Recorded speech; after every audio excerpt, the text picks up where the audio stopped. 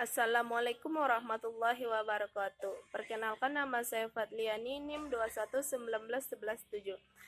Saya dari lokal PAIC 2019.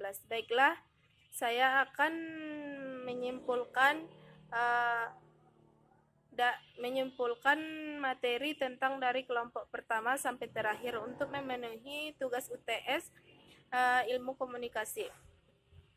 Pengertian ilmu komunikasi. Komunikasi banyak didefinisikan oleh para ahli. Komunikasi ialah suatu informasi atau sumber berita dari pengirim pesan kepada penerima pesan dengan melalui media atau saluran dalam penyampaiannya kepada dua orang atau lebih untuk dapat diterima dan dipahami. Ruang lingkup ilmu komunikasi, bentuk-bentuk komunikasi, komunikasi intrapersonal, komunikasi yang terjadi di dalam diri sendiri,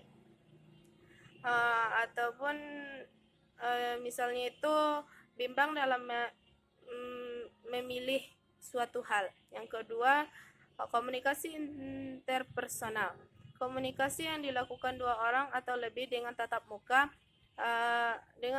agar mengetahui interaksi dari lawan bicara atau orang lain tersebut. Yang ketiga, komunikasi kelompok. Komunikasi kelompok ialah suatu kelompok yang berinteraksi satu sama lain yang bertujuan untuk saling mengenal dan walaupun berbeda peranannya. Seperti diskusi kelompok. Komunikasi organisasi, suatu kelompok yang bersifat formal dan jaringannya lebih luas daripada komunikasi kelompok. Komunikasi publik. Komunikasi publik ialah komunikasi antara satu orang dengan lawan bicara yang lebih banyak, yang baik bersifat formal dan bersifat formal. Yang keenam, komunikasi massa. Komunikasi dengan menggunakan media cetak ataupun media elektronik seperti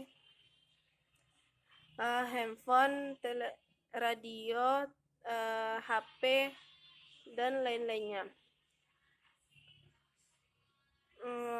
Proses-proses komunikasi ada secara sekunder dan secara primer dan secara sekunder.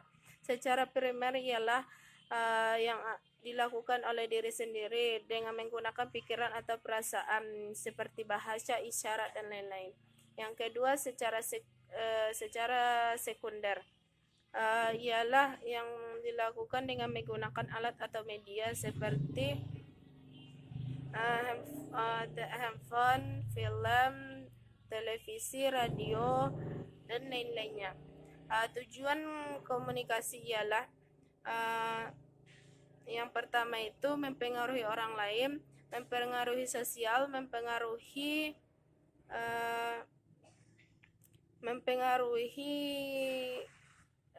sikap dan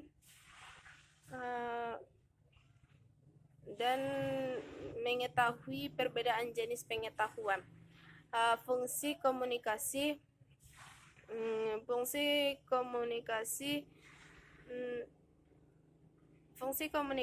ialah yang pertama sebagai penghibur, yang kedua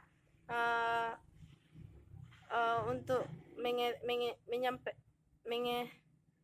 mengetahui informasi, berdiskusi, dan lain-lainnya.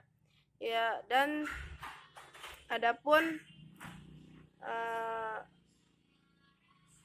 elemen-elemennya adalah source, pesan messenger, channel, effects, feedback, dan lain-lainnya. Yang kedua itu prinsip-prinsip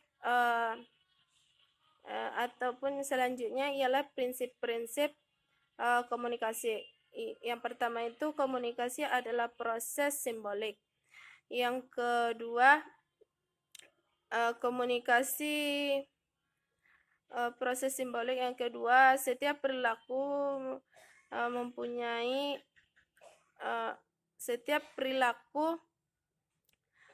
mempunyai potensi komunikasi. Yang ketiga,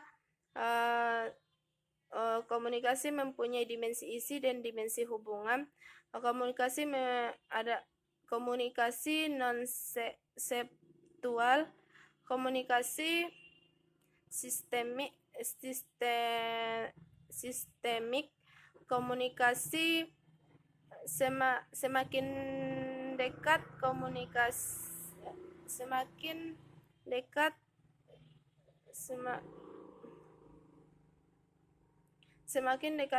dengan budayanya, maka semakin efektiflah komunikasi, dan masih banyak lainnya. Dan selanjutnya ialah komunikasi dan hambatannya. Komunikasi ialah suatu informasi atau yang antara pengirim pesan kepada penerima pesan dengan melalui media atau saluran. Dan hambatannya ialah hambatan atau rintangan. Hambatan dalam komunikasi ialah suatu rintangan atau hambatan yang menyebabkan terputusnya komunikasi. Komunikasi itu hambatan itu baik terjadi secara dalam diri sendiri maupun dari luar. Kalau dari dalam sendiri, misalnya itu seorang yang cacat, jadi tidak bisa, hambatannya itu jadi tidak bisa berbicara dengan orang lain. Yang dapat dilakukan yaitu dengan menggunakan bahasa isyarat. Yang kedua itu hambatan dari luar, misalnya itu saat menelpon jaringannya bermasalah atau lain sebagainya.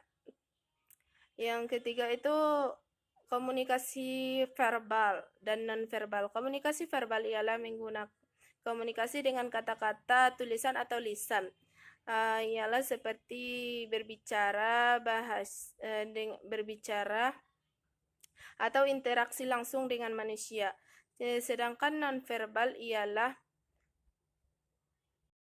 selanjutnya ialah komunikasi non-verbal.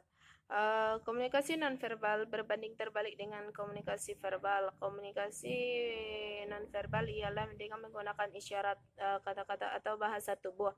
Yang biasa dilakukan ialah dengan melihat sikapnya, tingkah perilakunya, cara bicaranya, dan sentuhan atau dan lain-lain sebagainya. Sedangkan verbal itu melalui